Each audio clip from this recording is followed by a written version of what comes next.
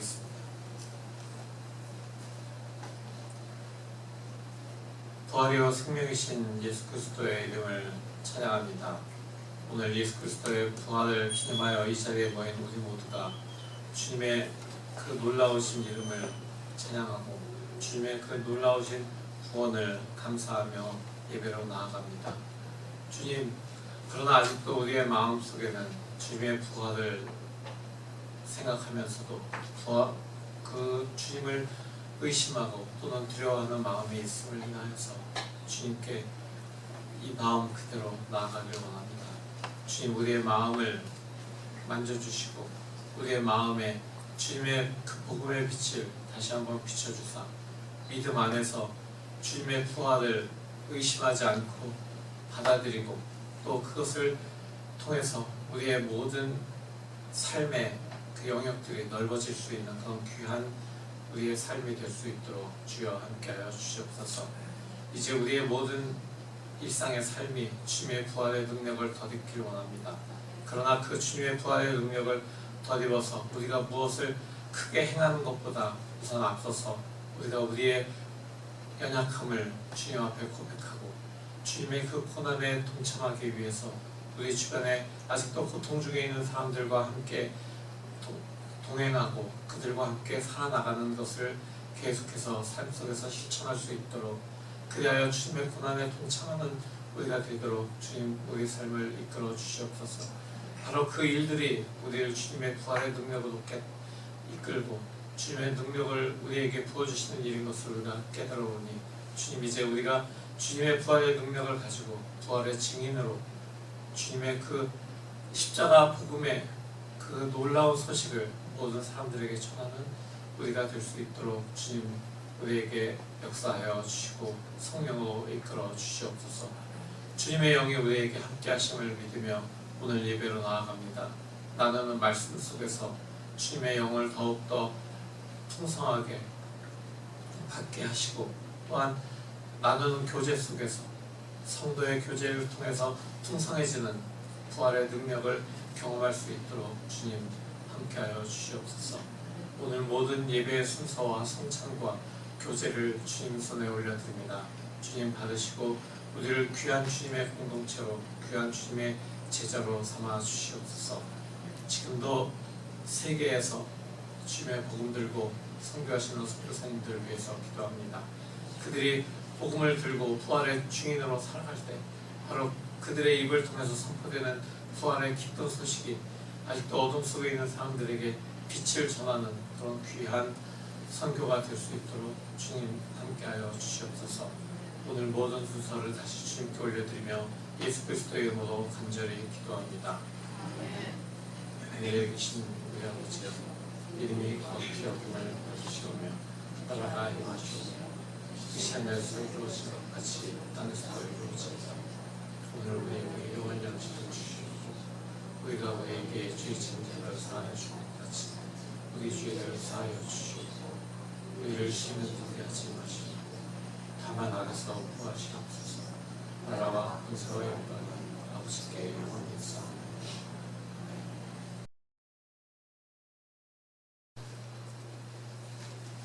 빌립보서 3장 10절 11절. 내가 바라는 것은 그리스도를 알고 그분의 부활의 능력을 깨닫고 그분의 고난에 동참하여 그분의 죽으심을 본받는 것입니다. 그리하여 나는 어떻게 해서든지 죽은 사람들 가운데서 살아나는 부활에 이르고 싶습니다. 이것은 하나님께서 주신 말씀입니다.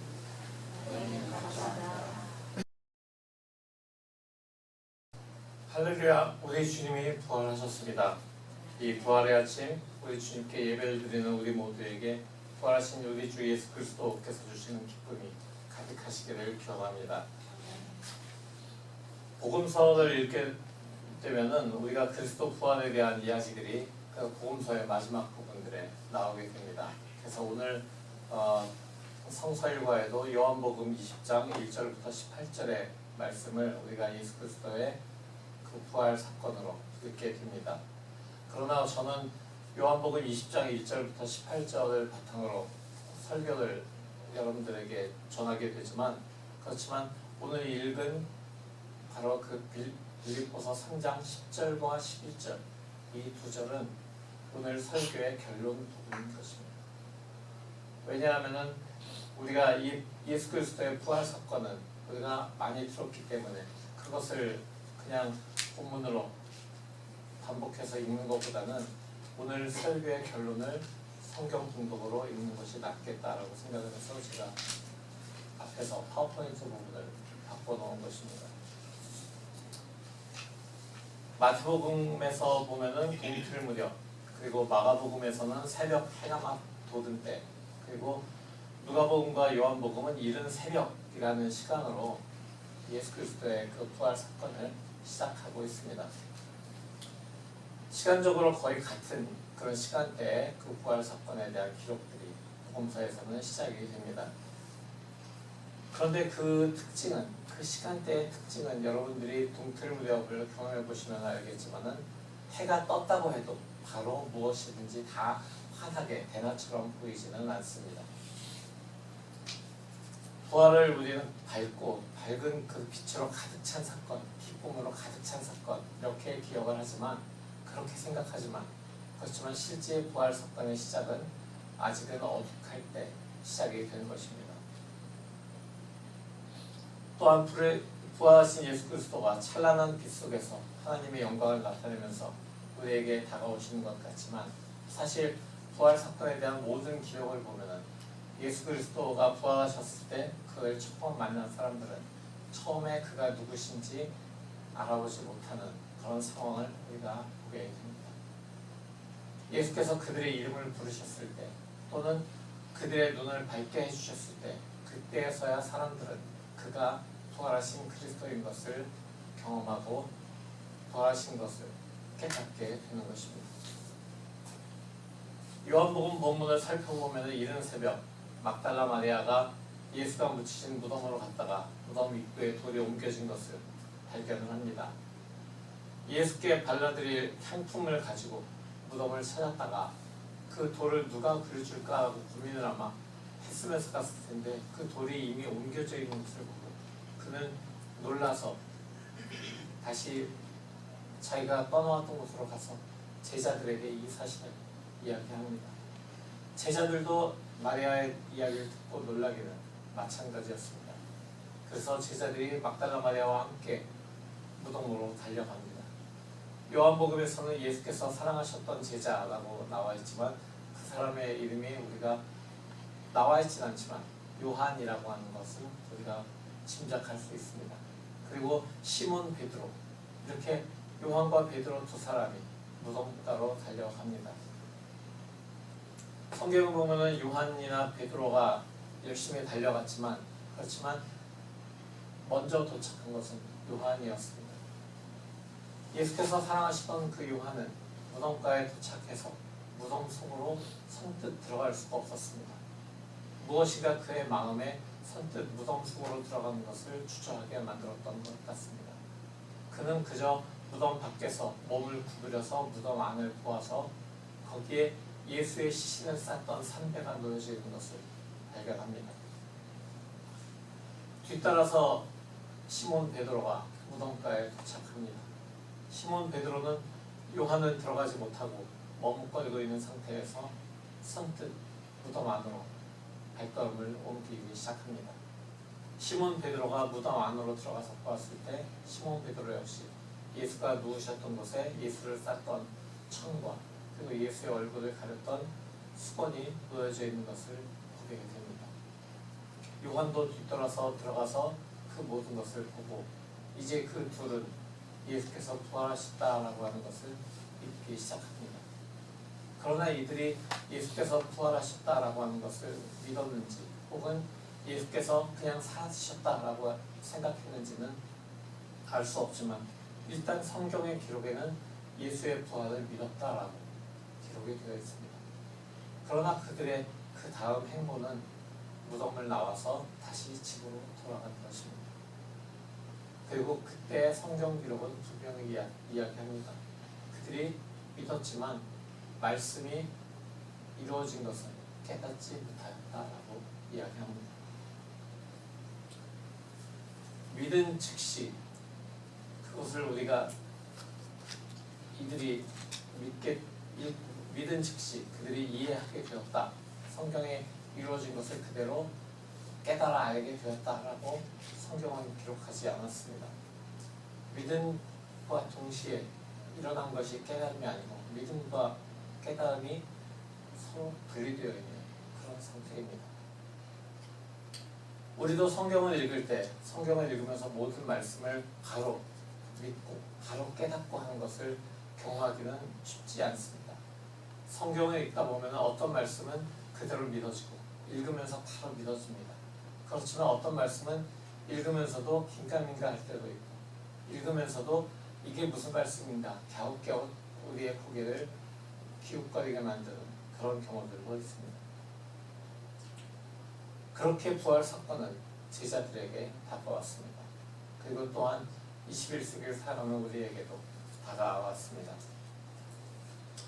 미국에는 적고 한국에는 많은 그런 것이 있습니다. 그게 뭐냐 하면은 제가 한국을 2년 전에 가서 강원도를 갔다 오면서 정말 느끼게 된 것인데 터널입니다.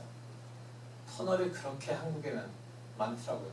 강원도 강릉을 가는 동안에 터널을 몇 개를 지났는지 모릅니다. 근데 미국에서는 여기에서 만약에 워싱턴 DC를 간다고 생각해 보세요. 터널을 몇 개 지났는지 혹시 기억하세요? 여기서 시카고, 여기서 애틀란타, 여기에서 세인트루이스나 캔자스시티 이 정도 서쪽으로 쭉 가게 될 때 혹시 이제 정혜교원님 같은 경우에는 오래 사셨던 일리노이를 가실 때 손주기 목사님은 언니가 사시는 아칸소 리틀락 가실 때 터널을 몇 개 지나가십니다. 저는 터널을 지나간 기억이 거의 없습니다. 그나마 아틀란타 갈 때 하나를 지나갔었는데 그마저 요새는 우회하는 그런 길로 만들어져 버렸습니다. 한국은 산을 우회하거나 넘어가는 것보다는 터널을 뚫는 게 조금 더 단거리로 갈 수 있고 그리고 터널을 만들어 놓으면은 훨씬 더 산을 올라갔다가 내려갔다 하는 것보다 기름의 소모도 적고 이러기 때문에 경제적이니까 그렇게 터널을 많이 뚫어놓는 것 같습니다. 그리고 생태적인 면에서도 도로를 내는 것보다는 조금 더 동물들의 이동이라든가 산림 훼손이 적기 때문에 터널을 만드는 것 같습니다. 근데 터널 중에서 아주 긴 터널들을 통과할 때 우리는 일반적인 도로를 달릴 때와는 조금 다른 경험을 하게 되죠. 터널을 들어가자마자 우리는 그 어두움에 눈이 빨리 적응하지 못해서 잠시 그 눈을 깜빡깜빡거리는 그런 경험을 하게 되고 어두운 속에서 사물들을 판단해야 되는 그런 시간을 몇 초 정도 가지게 됩니다. 터널을 나올 때에도 마찬가지죠. 어두운 터널을 통과하다가 갑자기 밝은 곳으로 나오게 되면은 그때는 아주 밝은 날 해변가에서 선글라스를 쓰고 있다가 탁 벗었을 때 느낌처럼 순간적으로 보이지 않는 그런 상황을 경험하게 됩니다. 부활은 이렇게 어둠 속에 들어가는 것처럼 시작되는 사순절로 우리에게 다가왔습니다. 그러나 그 사순절 여정의 끝에 터널을 막 나가는 순간처럼 부활은 우리에게 다가왔습니다.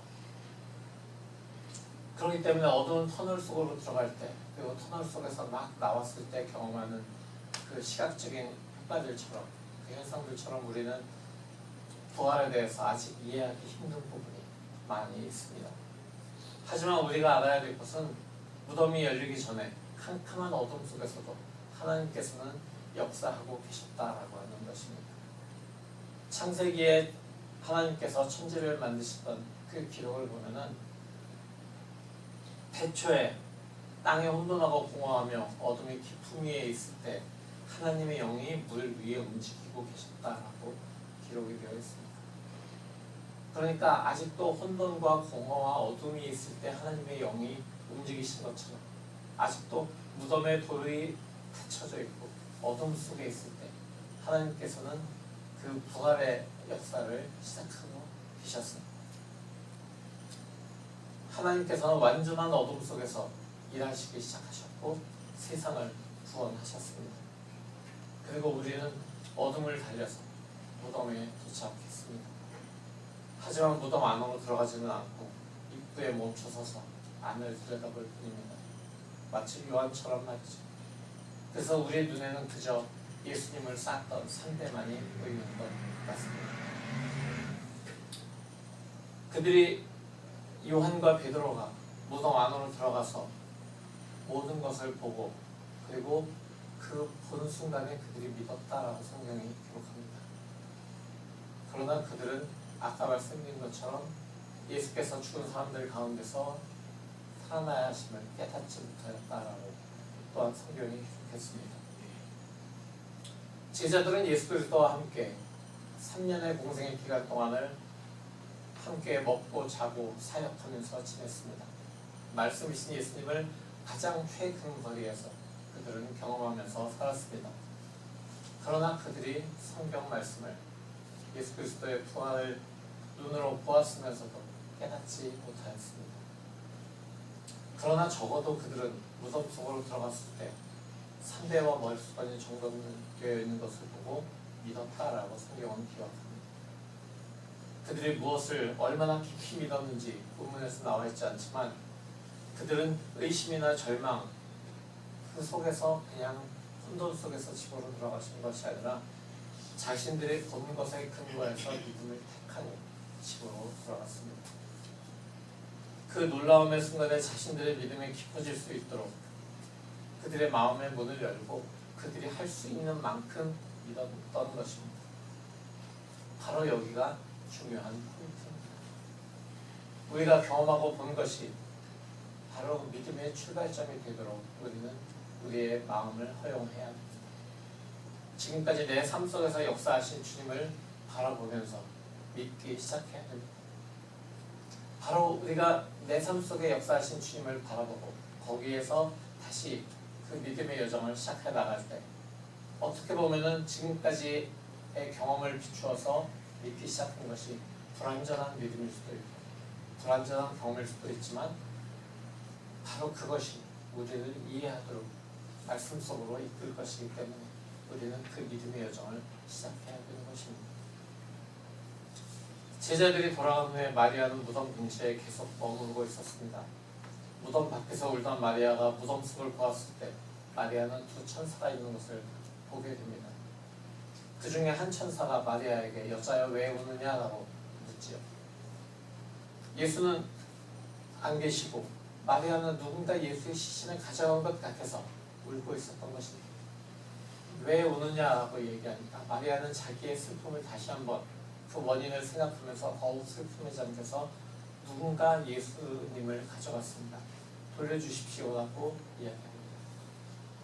마리아가 다시 무덤 밖에서 울고 있을 때 그에게 어떤 형상이 나타납니다. 그것은 사실 부활하신 예수였지만 마리아는 깨닫지 못하고 있었죠. 부활하신 예수께서 마리아에게 왜 우는지 다시 한번 물으십니다.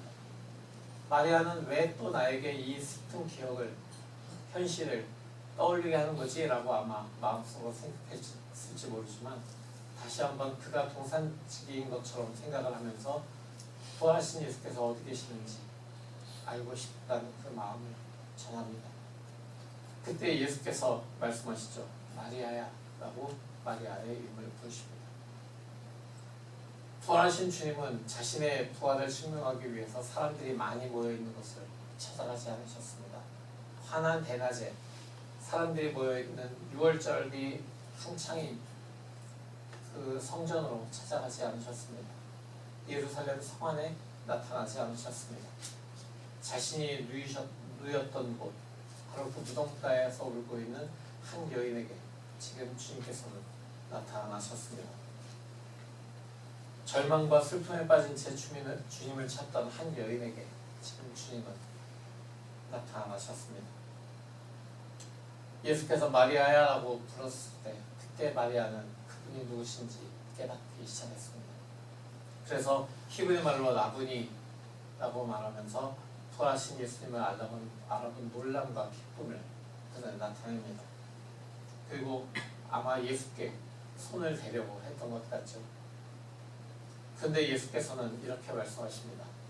내게 손을 대지 말아라.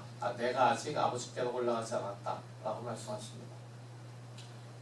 부활하신 주님을 만나서 너무 기쁜 나머지 예전에 자기가 예수의 그 발에다가 향유를 붓고 그리고 머리털로 씻어드렸던 그 주님인데, 자기가 그렇게 예전에도 만졌던 그 주님인데 부활하신 주님을 만났으니까 만지고 싶었던 것이 그 인지상정일 텐데 주님께서는 그것을 하지 말라고 말씀을 하십니다. 예수님이 좀 너무하신 거 아니야? 라고 생각할 수도 있습니다. 그러나 예수께서는 막달라 마리아가 자신에게 좀 더 다른 방법으로 다가오기를 원하고 계셨던 것인가 라고 저는 생각을 해보았습니다. 마리아는 예수께 부활하시기 이전, 그러니까 십자가에 달리기 이전과 똑같은 방법으로 다가가려고 했지만 예수께서는 이제 부활한 나에게 다가오는 너의 모습은 달라져야 한다, 너의 방법은 달라야 한다라고 말씀을 하고 계신 것입니다. 그러니까 부활하신 예수를 향해서 이전의 사랑과 존경, 그리고 지금 느끼고 있는 놀라움과 기쁨에 그냥 머물러서 주님께 다가오지 말아라라고 지금 예수께서는 마리아에게 이렇게 말씀하신 것입니다. 예수께서 막달라 마리아에게 이렇게 말씀을 이어가시죠. 이제 내 형제들에게로 가서 이르기를 내가 나의 아버지 곧 너희의 아버지 나의 하나님 곧 너희의 하나님께로 올라간다고 말하여라. 이 말씀은 막달라 마리아가 예수를 따르는 사람을 넘어서 그냥 예수를 쫓아다니던 그 하나의 여제자의 그 삶을 넘어서 이제 부활의 증인으로 살라라고 주님께서는 그에게 요구하고 계신 것입니다. 그저 이전까지 십자가에 달리기 이전까지의 주님을 따라다녔던 그 삶을 넘어서, 그 삶의 방식을 넘어서 그때까지의 주님께 접근했던, 주님을 대했던 그 방식을 넘어서 주님을 대하기를 주님께서는 원하고 계신 것입니다. 바로 그것은 부활의 증인으로, 예수 그리스도 부활의 증인으로 살아가도록, 부활하신 예수 그리스도의 증인으로 예수 그리스도를 만나도록, 구원자이신 예수를 만나도록 그렇게 예수께서는 요구하고 계신 것입니다.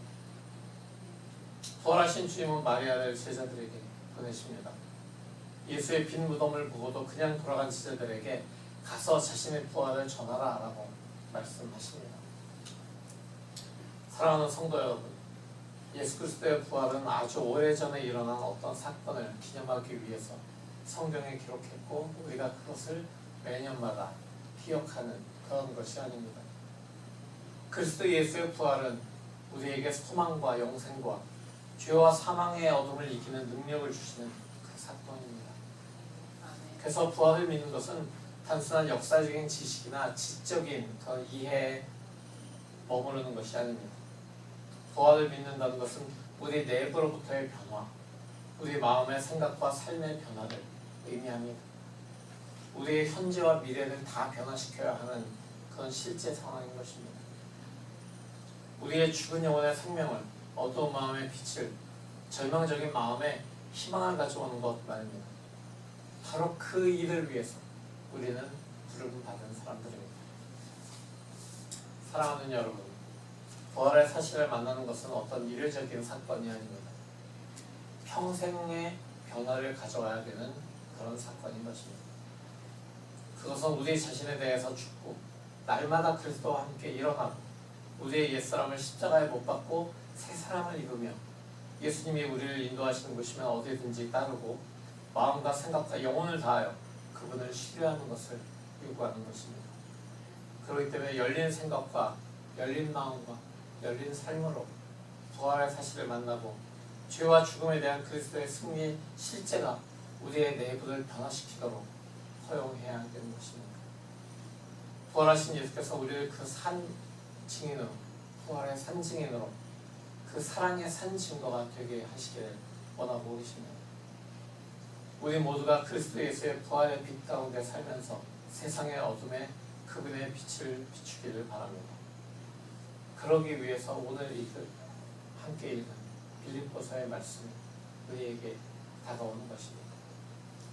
우리는 그저 그 자리에 머무는 것이 아니라 부활에 머무는 것이 아니라 일회적인 부활에 머무는 것이 아니라 날마다 새롭게 되는 그 부활의 증인으로 살아가야 되는 것입니다. 빌립보서 3장 10절과 11절을 다시 한번 찾아서 읽어보십시다.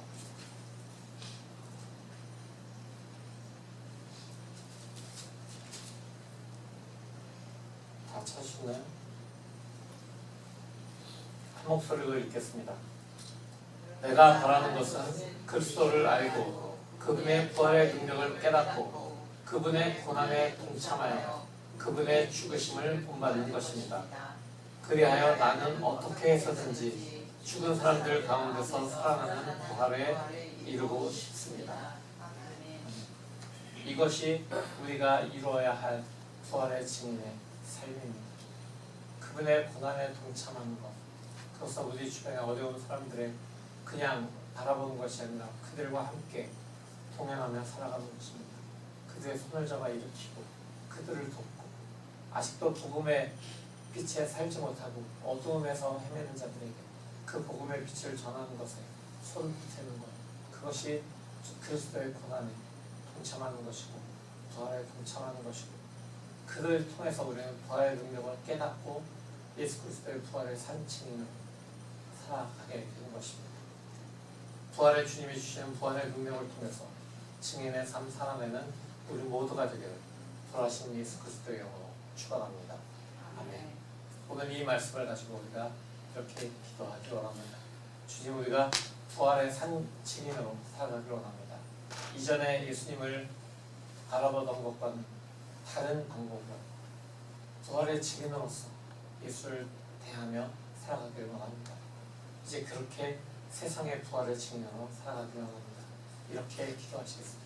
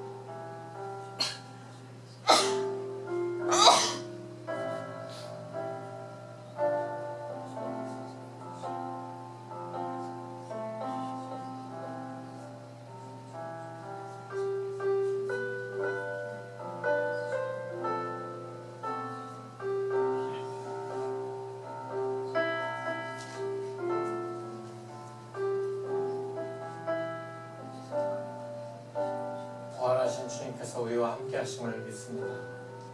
주님이 우리에게 주신 사명을 이제 우리가 말씀을 통해 깨달았습니다. 주님, 이제 부활하신 주님을 믿고 예수 그리스도의 부활을 말씀을 통해서 깨닫고 우리에게 주신 새로운 부활의 증인의 사명을 우리가 마음 깊이 새겼습니다. 주님, 이제 부활의 증인으로 살아갈 수 있도록 주님의 성령으로 우리를 이끌어 주시옵소서. 주님께서 이끄시는 그곳 어디든지 주님의 고난에 동참하고 주님의 부활의 능력을 깨달을 수 있도록 부활에 동참한 그 날마다 주님 안에서 우리 자신은 죽고 예수 그리스도만이 살아나시는 그런 귀한 역사가 계속해서 일어날 수 있도록 주님, 우리 안에서 역사하여 주시옵소서. 부활하신 예수 그리스도의 이름으로 간절히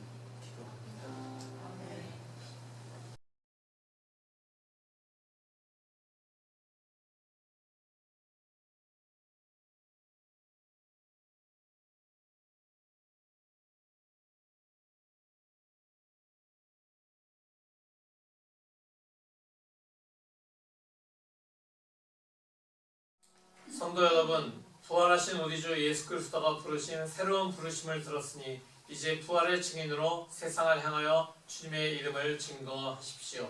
아멘. 다시 주님의 부르심을 받았으니 이제 부활의 증인으로 살겠습니다. 부활하신 주님께서 우리를 도우시니 주님의 길을 계속 걷겠습니다.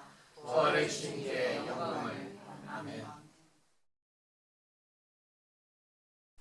이제는 우리 주 예수 그리스도의 무한하신 은혜와 아버지 하나님의 지극하신 사랑하심과 성령의 내주하시며 역사하심이 부활의 증인으로 살기로 결단하고 세상을 향해 나아가는 모든 주님의 사랑하는 성도들 머리 위에 그들의 가정과 학업과 모든 하는 일 위에 영원토록 함께 하시옵기를 간절히 축원하옵나이다.